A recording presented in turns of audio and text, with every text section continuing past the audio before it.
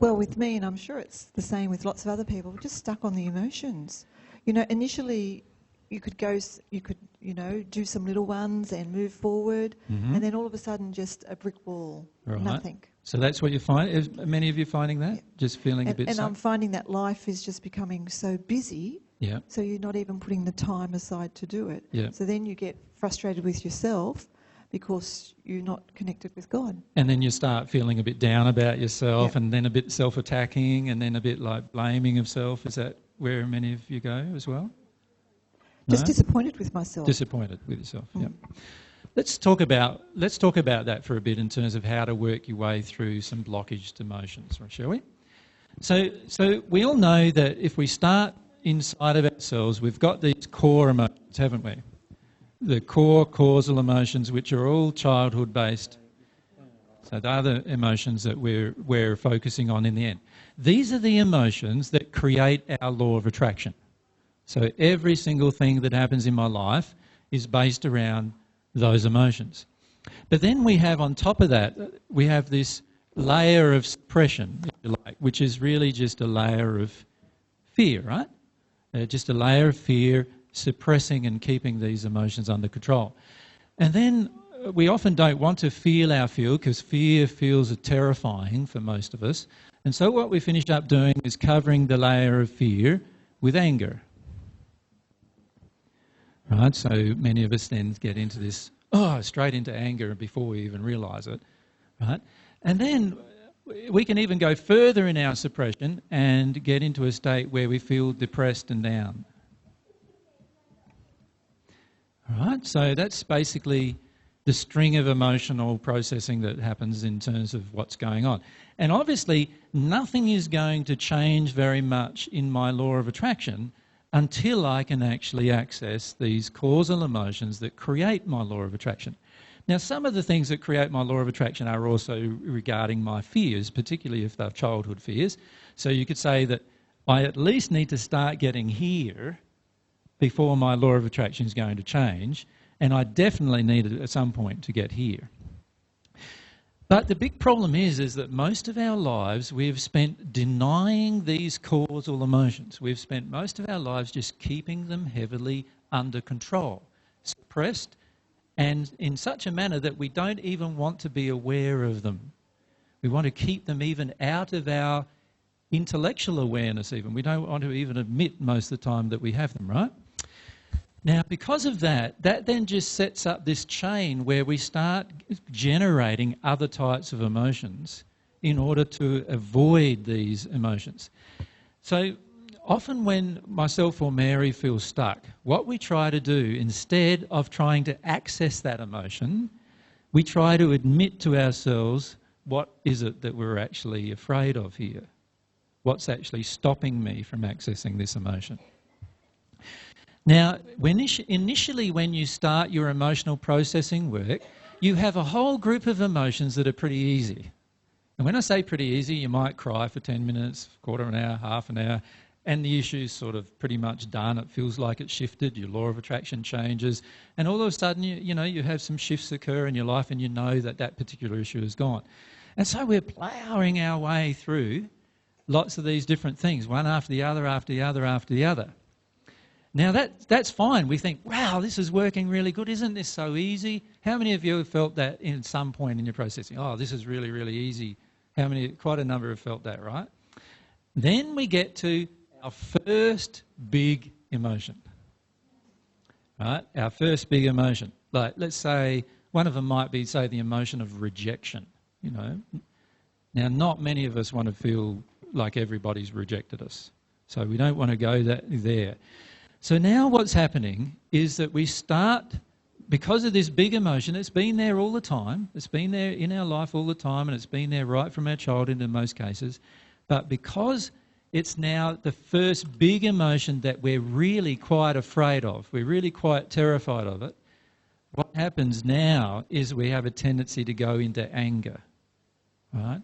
So how many of you have found that you've processed a while, all right, not too much anger, and then all of a sudden now you feel angry all the time, like you just want to get into a rage with every man who comes along or every woman who comes along, you just want to get into a rage with them. And that is because there's a bigger issue. There's a big issue now that's come to the surface. It's ready to be processed, by the way. So don't assume that just because you're getting angry, it's not ready. It's ready to be processed, but there's a lot of fear that I'm denying about the issue. Right? So the problem that we face all the time with all these emotions is that we get to the point where this emotion has obviously been in us for a long time, and it feels good to even keep it in us to a certain degree. Does that make sense? Because if we let go of this emotion, then we don't even know who we are anymore. That's how big some of these emotions are. They're like huge identity crushers. Right? That's what they feel like. That if I let go of this particular emotion, I won't even know who I am. No one else is going to ever accept me either, and I won't even be able to accept myself because I don't even know who that will be. And yet they're the core emotions that need to leave us in order for everything to become more blissful in our lives. So what happens is there's this deep level of fear, and to be frank with you, I'd actually most of the time call it terror rather than fear. Right? Many of you know what the difference between terror and fear?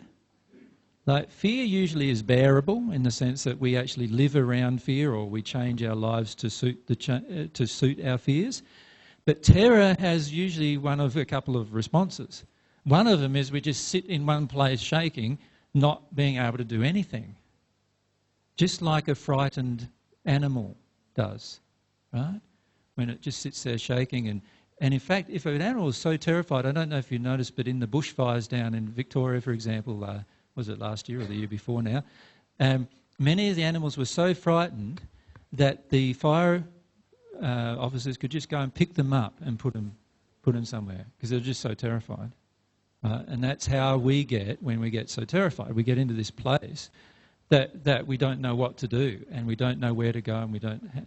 Now, we also have two other responses, and that is a fight or a flight response when we start feeling terrified.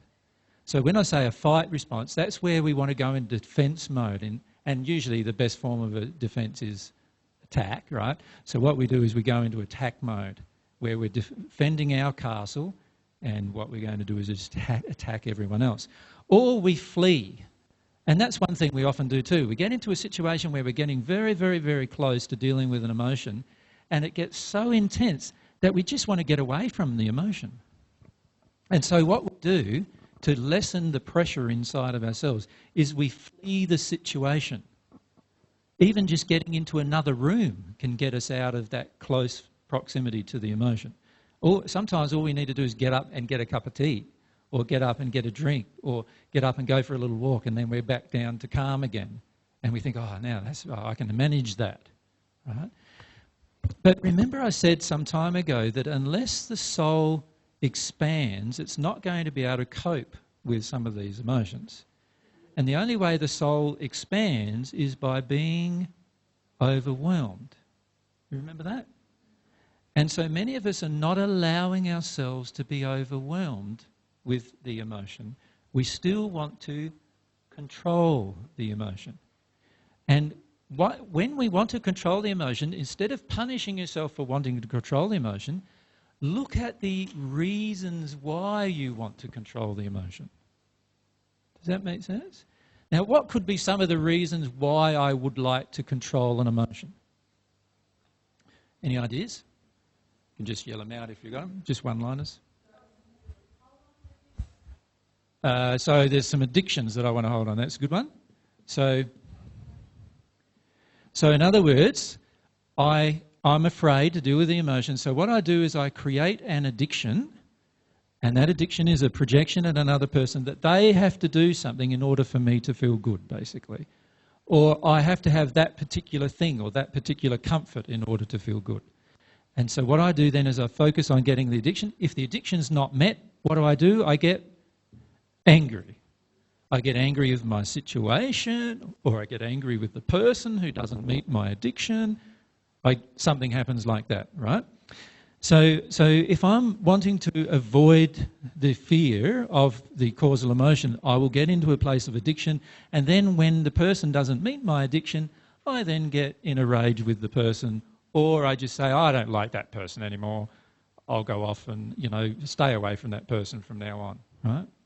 And all that's doing is avoiding the fact that I have an addiction that is overcoming, it's an intellectual attempt or to really overcome a fear. And the fear, when I say an intellectual attempt, it's really, an addiction is really an emotional attempt to overcome a fear by getting somebody else to do it for you, really, or something else to do it for you. So that's one certain thing that I could do. I could become focused on the addiction and getting what I need out of an interaction. And the problem with that is it helps me avoid what I'm afraid of and therefore avoid the causal emotion. So if I am in a state where I notice I have the addiction, I am far better off not acting upon the addiction. Can you see that? But most of the time, what do we finish up doing? We finish up acting upon the addiction because that's what we're used to doing ever since we can remember. And that's a great way to get out of the emotion. Is there any other reasons why I'd be afraid? Change, okay. Afraid of change. Many of you have already experienced some change in your lives, and where other people have judged you for that change that you've made, right? So you start making some change. Other people around you, they don't get along with you as much anymore because they're not as connected emotionally, and they get sick of you being with you because every time you get together, you start talking about emotions, and they're tired of you talking about emotions. They just want to get back onto talking about their addictions usually, right? And instead of dealing with their emotions. So they start projecting at you, you're an idiot now, and this AJ fella, he's an idiot as well. And they go down this road now of starting to project a little bit of anger and frustration with you, right? Now, if that's how much anger and frustration you're getting now, imagine what it's going to be when you're actually further progressed. So you see, a lot of us start comparing, and we start comparing inside of us and say, if I've hardly made any shifts and yet this is happening, what happens if I make all these shifts? I'm going to have the whole world upset with me at some point. That's the feeling we often have, right? And by the way, you might, right? The first people who do this are always going to have the most opposition to doing it, because we're basically dealing with the entire opposition of the world against dealing with some groups of emotions. Does that make sense? So what we finish up doing is we become so afraid to change, we now stay in this fear, and whenever anybody challenges this change within us, we skip back into the anger. And that is not dealing with the core emotion. I need to acknowledge that this is what's going on for me. I need to look at that. Katrina, you wanted to ask a question? If you keep your hand up there. Yeah, specifically about this topic. I've just had a situation with, who I thought was a friend, exactly what you've described. I've been really deciding I have to speak the truth all the time. Mm-hmm. So I was very honest with this friend about a situation between us and their child. Mm-hmm. And they got into full-blown personal attack because I mentioned the word God and truth and in one sentence. God's very triggering. And they gave me a full frontal personal attack. And then it came back a second time.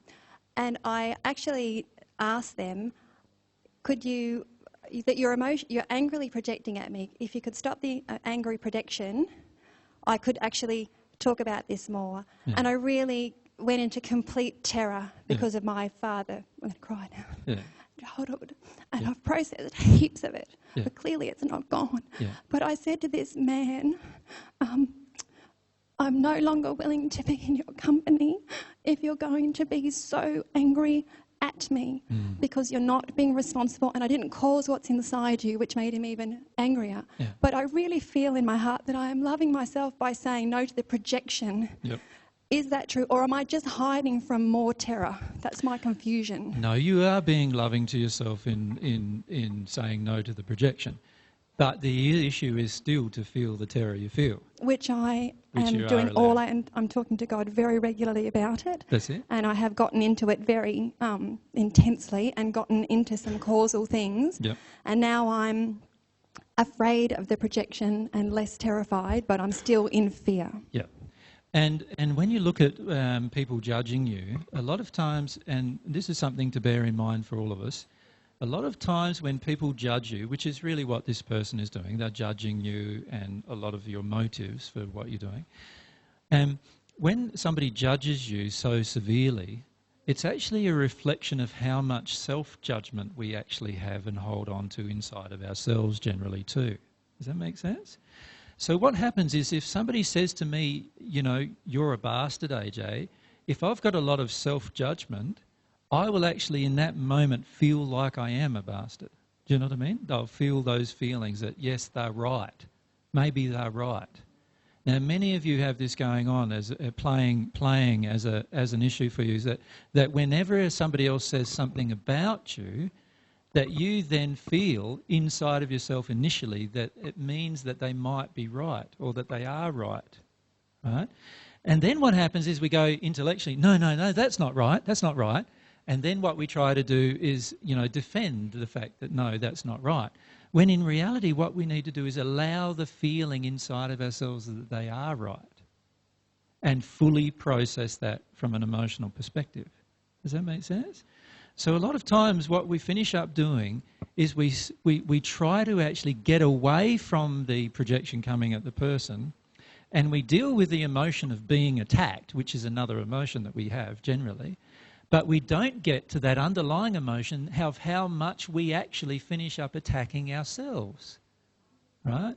Which is actually the core emotion inside of us. The core emotion is that we have a lot of grief usually and a lot of self-attack going on. And so therefore when anybody says to us something that's degrading to us, we instantly become upset inside of ourselves because the truth is we're believing at some level that they're right. Right? Does that make sense to everyone? Now, how do you release a belief like that? The answer is only by feeling that it's right, allow the emotion of error to release, and then as you're praying about that issue, you'll find you'll get confirmation that it's actually wrong, but not here. It won't be intellectual confirmation that that projection was wrong. It'll be a firm feeling inside of yourself that comes from God, no, actually that's not what you're really like. That actually enters you. Now, once that feeling settles inside of you, somebody can say exactly the same thing about you and it will have no effect emotionally on you whatsoever. Right? And you'll be able to just smile and say, that's okay, you're allowed to think that or whatever. And it won't have any other effect. So the key is to allow yourself to see how you view yourself in these interactions. And the layer of emotions that are causal, in the end, many of them look at how you see yourself. But let's make it a bit more personal. How I see myself. Right? And most of the huge emotional reactions that we have to any single event or situation are linked to an issue with how we see ourselves in that particular interaction. Now, so if I get a person attacking me, let's say somebody says to me a few weeks ago, somebody's told me that I'm self-delusional and narcissistic, selfish, and he said quite a few other things along the same lines. Now, I know that I'm not selfish because I know how much I give to others and how much I want to give to others without expecting anything back and all of those kind of things. And I know I'm not narcissistic. In fact, I'm totally the opposite to it because I want no power whatsoever and I want to avoid all situations of power and control. And I know that I'm not self-delusional because I can remember what I can remember, right? So I could actually go into this defense process. Does that make sense?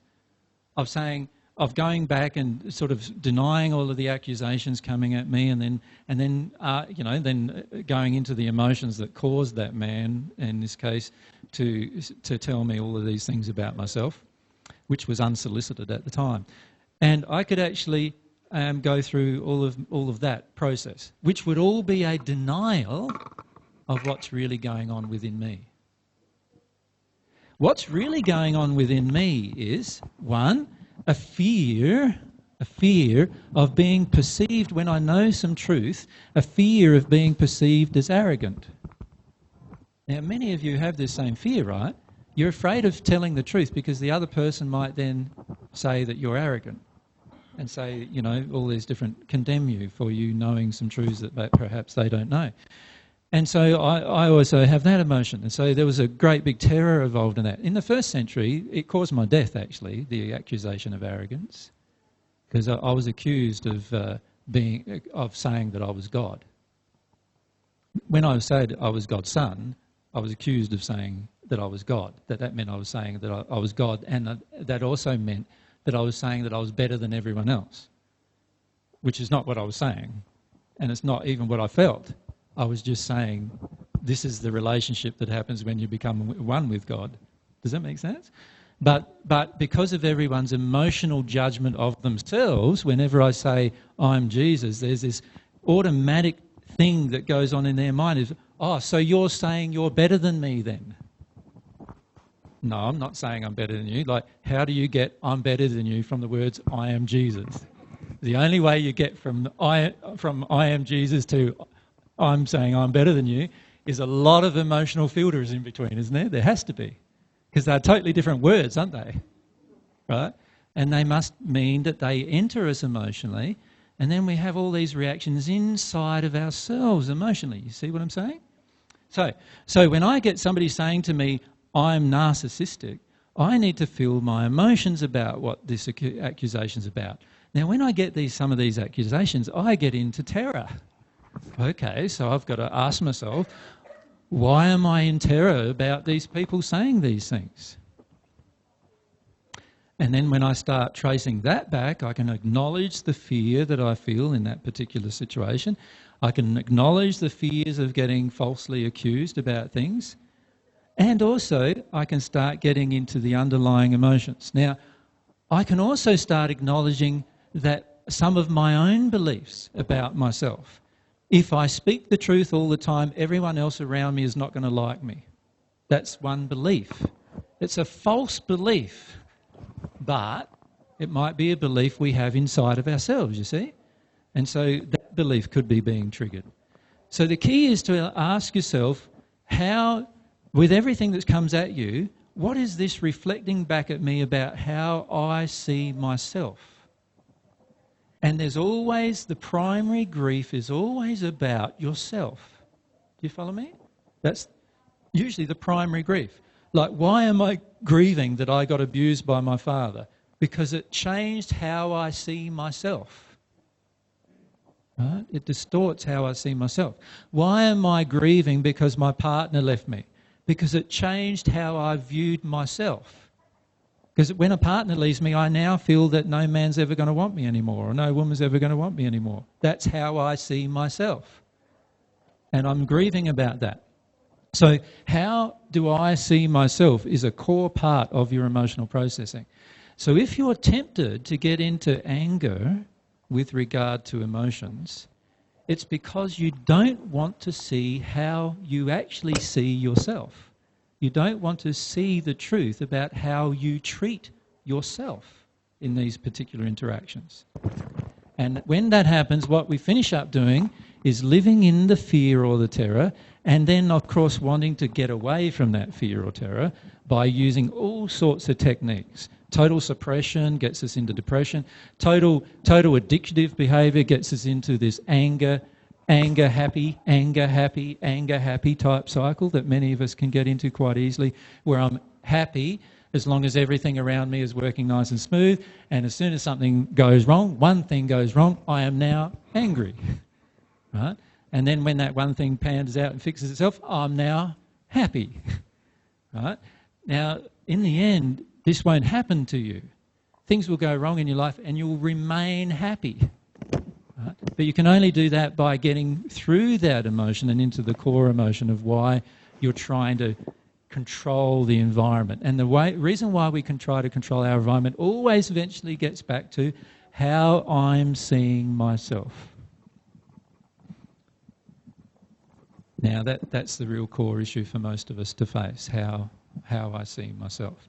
Now, when a person, in Katrina's example, a person comes and attacks her, what's happening is this is connecting with some old stuff inside of you about how a man sees you, and so therefore how you see yourself when you're with the man.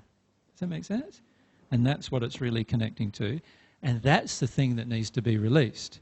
When that's released, no matter whether the man is angry or not, you will still feel peace within you. And you'll be able to then, in that particular space, even stay in an angry situation with peace inside of you.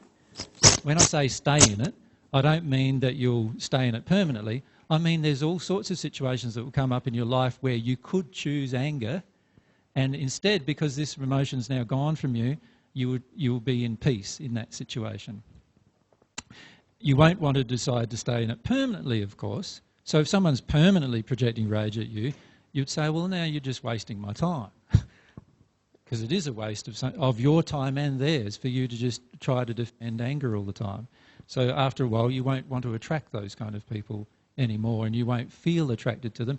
And in fact, they won't even be attracted to your life very much at all. But if you see that it's all related to how I see myself, then it will help you a lot to actually process through the emotion. And that's what's helped me so much with all of my stuff, is that every single time I get a projection from others, I'm going, all right, this is how I see myself. There's something in how I see myself here. And that's why very few of you ever feel a projection coming back from me, no matter how you treat me. Because I'm always trying to own how I feel about myself here. Does that make sense? And when you can get into the practice of doing that, which is actually a practice of humility in the end, isn't it? When you can get into that practice and it becomes a part of your being, you'll find you'll rarely, if ever, get into anger. And you'll always be seeing, all right, there's some grief in here about how I feel about me. And by the way, if there's anger in you about how you feel about you, that's not the same as grief in you about how you feel about you. So many of us have a temptation to get into anger with ourselves. And if you have a temptation to get in anger with yourself, you are still denying a fear about yourself, and therefore also still suppressing the grief about yourself. Does that make sense? So if I'm finding I'm getting angry with myself or another person, then in that moment I am creating a self-deception in order to avoid the true feeling, the fear-based feeling that's covering the core emotion. Now, every time you feel drawn into defending yourself, that is an excellent time to look at your own actions. Because at that moment that you are defending yourself, you are usually defending your own fear of being perceived as something that you actually believe inside yourself is true anyway. So, in other words, somebody says to you, when you did that, you had a bad intention. You wanted to hurt me. You wanted to punish me. And they're saying all these different things to you. You could then go you could go into two places here. You could either go, maybe I did want to punish them. Maybe I did want to punish them. Or you could go into this place of, no, I didn't want to punish you. No, I didn't want to that you could go one of those two ways generally. And in the end, both directions are generally a denial of what I'm afraid of in my own causal emotion. If I allow myself to feel, all right, they're saying to me that I wanted to hurt them, I don't feel like I wanted to hurt them, but that makes me feel terrible for some reason. Their accusation that I wanted to hurt them makes me just feel terrible. So what grief inside of myself am I resisting about myself? There's something inside of myself about myself I'm resisting. And what could that be? Well, it could be that I actually feel the terrible emotion about having harmed others in the past, a terrible guilt that I carry with me.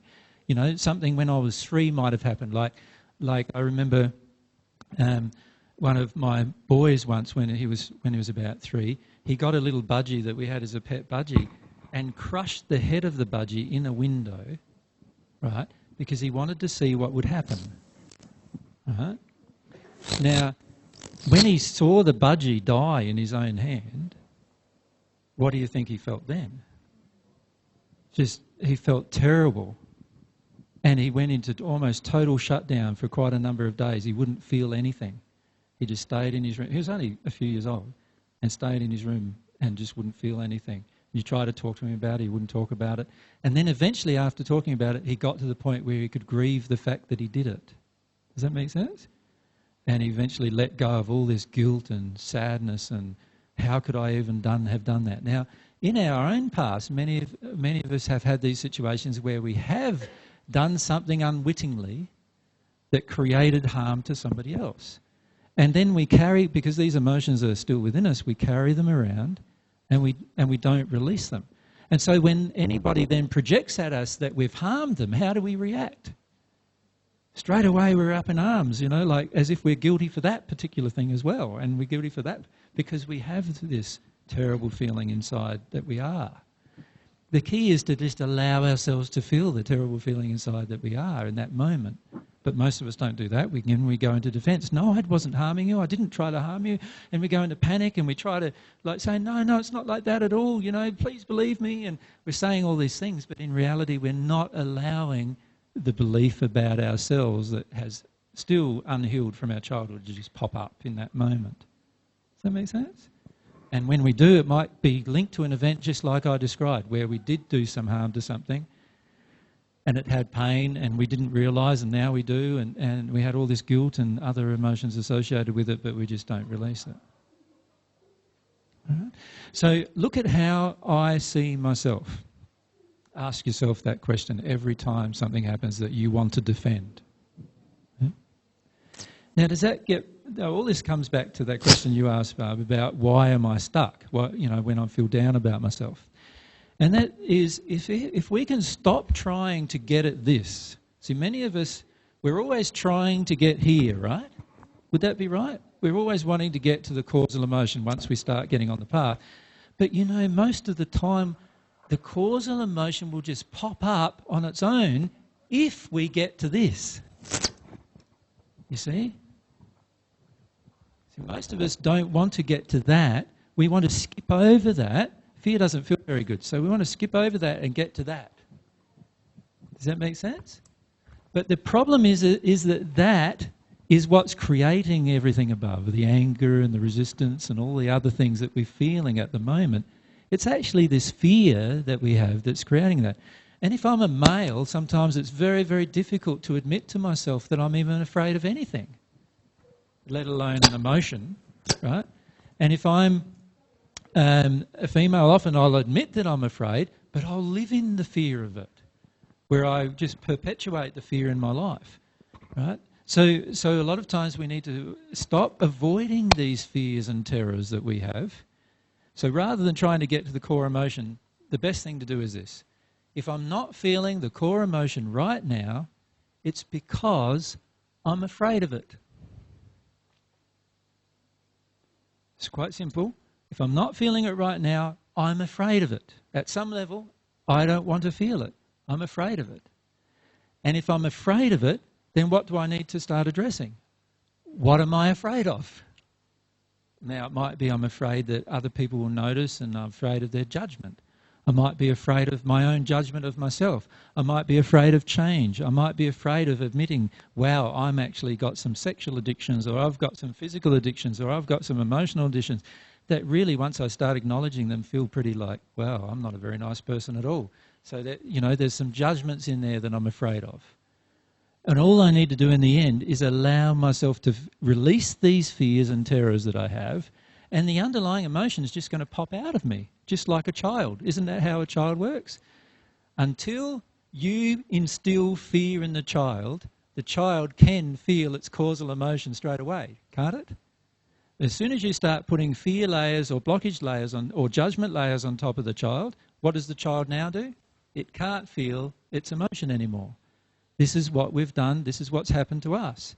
So allow yourself to feel the fears if you're in a block state, rather than trying to always get to the causal emotion.